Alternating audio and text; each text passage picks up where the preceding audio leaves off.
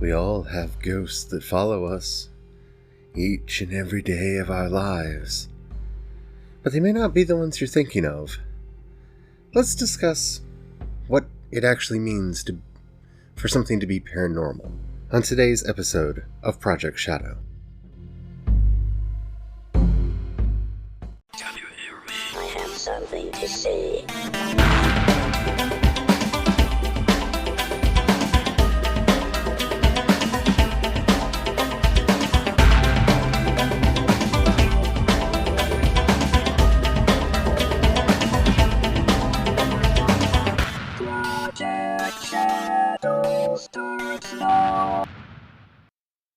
Hello everyone, how are you doing today? My name's Charlie. You might know me better as sci-fi fantasy writer C.E. Dorset, especially if you're reading my new book, Crucify My Love. And today, we're going to talk about ghosties and spookies and oogie boogies. And if you're not familiar with the way that I talk about this, I did an episode on cryptids a little bit back, and today I wanted to go into ghosts and spookies and oogie boogies. But before we get into all that, if you haven't already, please take a moment to rate this podcast in whatever app you're listening to me on. It really does help out a lot. Tells the algorithm to share the podcast with more people. The more people that listen, the bigger the community. The bigger the community, the more chance we have of actually communicating with each other. And after all, that's why I do this in the first place. Alright, so I know there's probably more than a few of you who are sitting back listening to that intro going, oh, here she goes. We're going to be talking about ghosts and spirits and all manner of hogwash. And I have to say, I am not here to talk about whether or not there are spirits and ghosts or life after death or strange things that go bump in the night, because I'm here to tell you there are things that go bump in the night. Whether you believe in ghosts, spirits, or anything else, we all have them. They are elements of our psychology. They are elements of our past. They are parts of our lives. They are the little demons that whisper in our ear that we're not good enough, that we should have done better, that we wronged those people. They're the little voice of regret in the back of our voice that you hear sometimes almost as if it's a chorus in somebody's language when they're talking, and you can almost hear this other voice trying to get out, but it can't because it doesn't have a body. See, people get a little too confused nowadays. Living as we do in our rational world after the Enlightenment, where everything's about science and reason and what is quantifiable and what's not, we forget those things that are closest to us. That loved one that's no longer with you that you can't help but think about. Sometimes when you're in the kitchen cooking and you hear your great-grandmother's voice telling you it's time to turn it over. Is she really there? For the sake of argument, for the sake of the question right now, does it really matter if she's really there? Because I would tell you that the ghost of my great-grandmother is there, even if it's just her memory, floating around in my head, reminding me of the times she taught me to cook. Granted, she taught me how to cook on a Franklin pot-bellied wood stove, and not all of the techniques that she taught me translate over when you're dealing with gas or electric, because,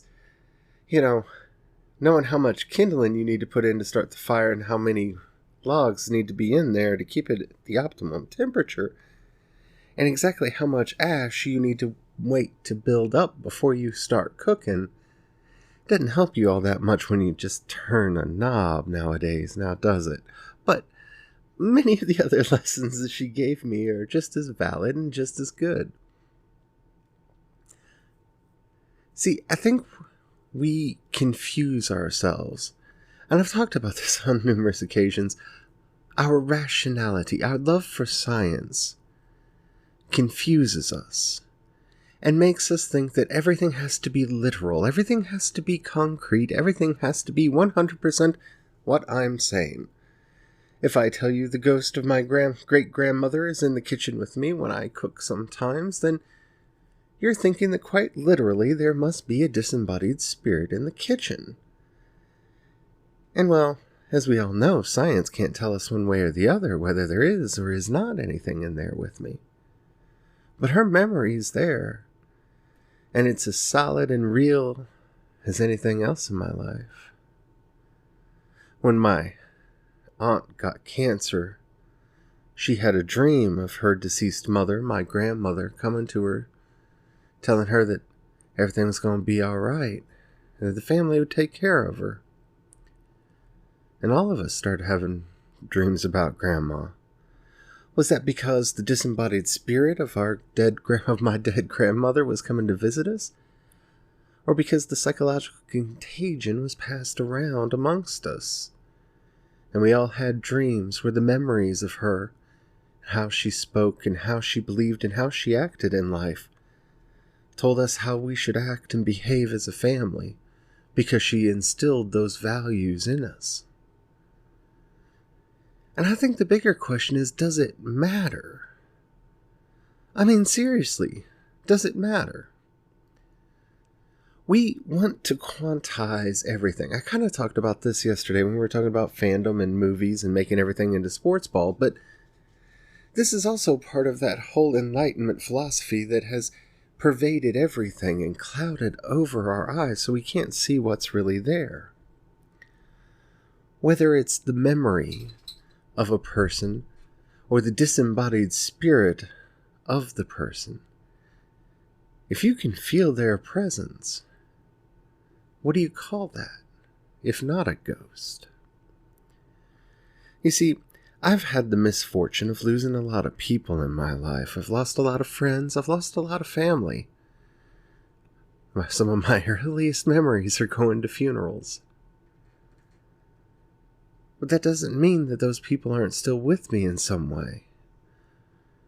Whether it's real, physical, tangible, metaphysical, whatever you want to call it, paranormal or not. And that's the problem that I have with that word, paranormal, supernatural. You see, by putting this label on it, then it becomes something outside of our normal, everyday experience and not just something that's part of our experience. And whether they are spooks and specters or spirits from the beyond, these are experiences that many people, in fact, I would say most of the people that I've talked to have had in some way, shape, or form. When somebody passes and you feel that they're in the room, does it hurt you if you don't question what that is? I'm not saying you should let yourself listen to voices, and I'm not saying that you should just lose all sense of reality, but to sit back and make everything solid and rational and concrete takes some of life away from us. Like I said, whether my great-grandmother's in the kitchen with me or not, whether my Grandma Nixon's ever in the kitchen with me, and I hear her voice inside my head quite often when I'm cooking. Oddly enough, when I forget to put something in, because when I cooked with her, I used to forget to put something in, and so I kind of hear her saying, "You forgot this," and oh yeah, I need to do that. Now, whether that's my mind reminding me using her voice, or whether or not she's there, does it really matter? It doesn't hurt anybody, it doesn't harm anyone. Because see, that's the thing about life. Life is messy. Life is dirty. There's all kinds of squidgy places that don't quite fit well in anybody's model of how the world should work. Those voices that you hear outside, they could be an oogie boogie, they could be a burglar. Either way, you should pay attention and look around and make sure there's not somebody sneaking around outside your windows. Yeah, you look for the concrete, you look for the real. You look for what's tangible. But you don't throw everything away. And I think that's what our culture, I think that's what our world has really tried to do over the last couple hundred years, is just throw everything out. Sure, yeah, spiritualism and various other fads have come and gone, and some have abused people here, there, and yonder. And I don't think you should believe anybody who necessarily tells you that for a fee they can do oogie boogie spooky things for you. But that's not what I'm talking about here. I'm talking about the basic mystery of life. The other morning I woke up and I'm sitting in my chair that I was sleeping in because my back was acting up. And I could have sworn my dog Smokey was on my lap. I felt him sit up. I felt him nuzzle into my face. And I woke up smiling, and I opened my eyes, and he wasn't there. Smokey died a couple years ago. We haven't had him for a while. But I just sat there for a minute and just remembered how much fun we used to have together and all the things that we used to do. Whether or not he was there or not, he was there.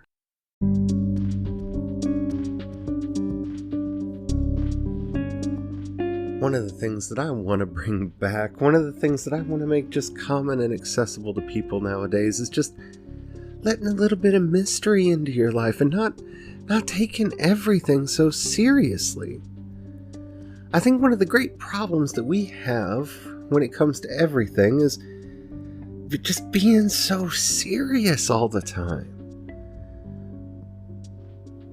Maybe it's goofy to believe in these things. Maybe it's not. Maybe it's just a bit of fun. Maybe it's a way of explaining some kind of psychological process that's going on in your own head that helps to give you purpose and meaning and get over things. Deal with grief and loss and all of that. I don't know, and I don't know that we'll ever know. But that's part of the messiness of life.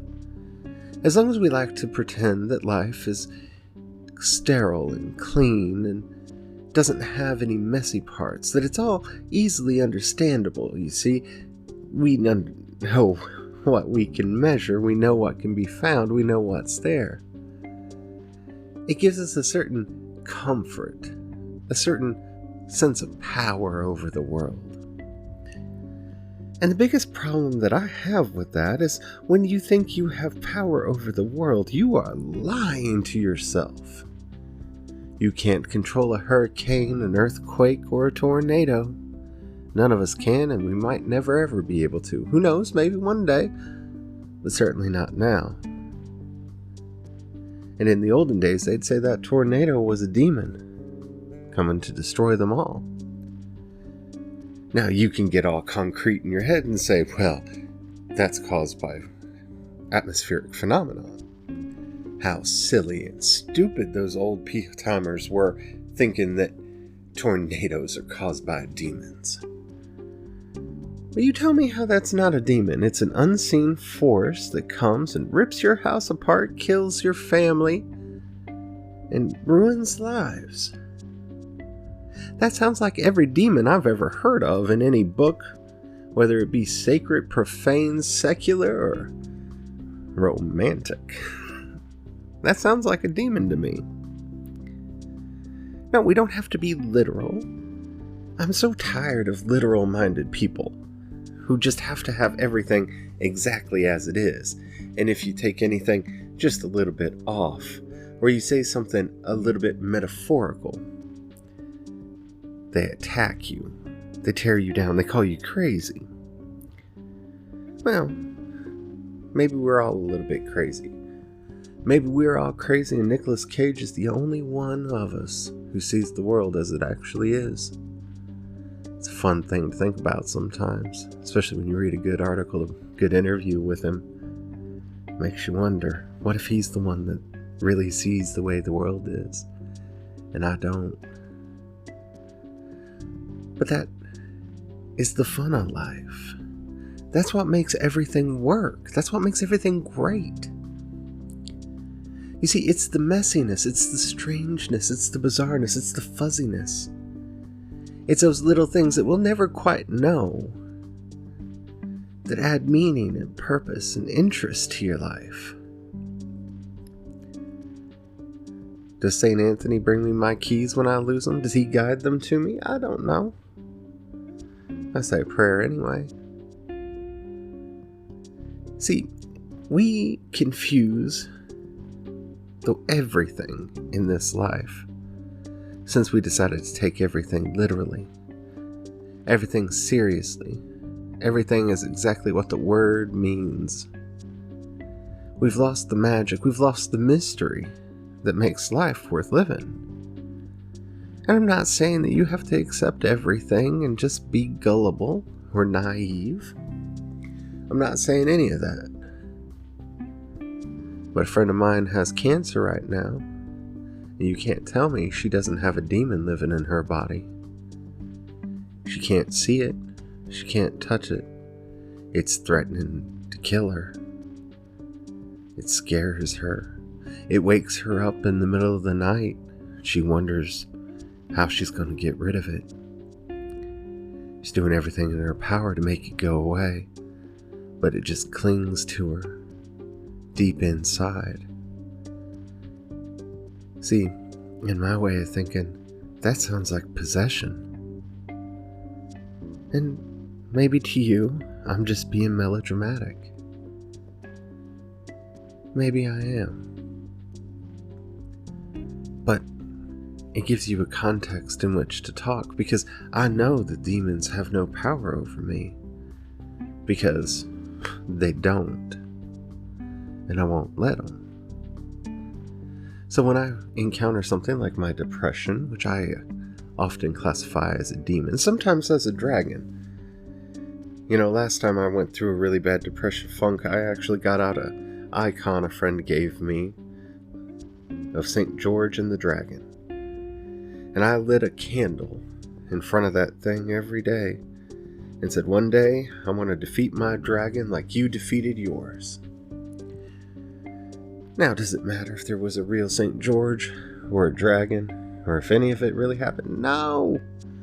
None of it matters. It was a little bit of hope that I could give myself every morning, and I could look over and watch that candle burn, and I could look at that beautiful gilded image of St. George fighting that dragon, and know that I could fight off the one that was bothering me, the one that was eating me up, that had poisoned me from the inside out. There was hope for me. I could get through this. So when things go bump in the night and somebody says, "Ooh, was that a ghost? Was that a spirit?" Maybe go look. Go see. You never know what you're going to find. You might find something that surprises you. But whatever you do, don't judge people by the way they use language like that. Because you don't know what they mean by it. You don't know how they are using those words. Just because you or others taught you to look at those terms in concrete language doesn't mean that we all use them that way. Sometimes they're a metaphor. There are a lot of ghosts in this house that I live in. I grew up here when I was a kid. And every now and then I can almost hear myself playing over in the corner of the room. I can almost hear my sisters in the back room. Their spirits linger here, even though they're still alive. My old spirit lingers here even though I'm still alive. It's the memories that live on. It's the memories that give meaning. And if I want to call those a ghost, I can call those a ghost. If I want to go hunt them, if I hear of a place where spooky things happen and I want to go and see if I can see a spooky thing, I'm going to go and see if there's a spooky thing. And I've done that a lot throughout my life. Especially when I lived on the East Coast. It was one of our favorite things to do. And man, we saw some crazy stuff and experienced some crazy stuff. Was it real? Who's to say? Does it matter? We made memories. We had adventures. We had fun. And it didn't hurt anyone or anything. So what is paranormal? What does that really mean? Things that are outside the normal. Things that are supernatural. Things that are above nature. Everything's natural. Everything's normal. It's just, we sometimes like to think we are above all that. And if life has taught me anything, never to think you're above anything. Because you never know how far in the mud that really puts you. I hope you enjoyed this episode. If you did, and you haven't already, please rate this podcast in whatever app you listen to me on. It really does help out a lot. If you've got $1 you can pass my way, that really would help out a lot. Down in the show notes, you'll find a link to both my Patreon and the community support tab. Difference between the two is people on Patreon occasionally get stuff. Thank you to everybody who does that. If you don't have any money, or you don't feel like giving right now, that's fine. But if you know somebody you think would like this podcast, do share it with them. That helps out a lot too. If you have any questions or comments or topics you'd like to hear discussed on the show, please either go to the show notes and use the voice message system. Keep it short and clean so I can use it on the show. Or you can hit me up on Instagram or Twitter. I'm CE Dorset on both. Or you can go over to projectshadow.com, find a link to everything that I do. I'm glad so many people liked the cryptid episode that I did, and I kind of wanted to do this one too, because I'm just tired of this concrete thinking that people have, where everything is this or that, and sometimes not both and. I don't know when we lost both and as a society, but we need to bring it back. Because yeah, sometimes things are either or, but most of the time, it can be both and. Things can be contradictions all at the same time. I know most of the people I know are. I know I am. Sorry if my accent came out a lot in this.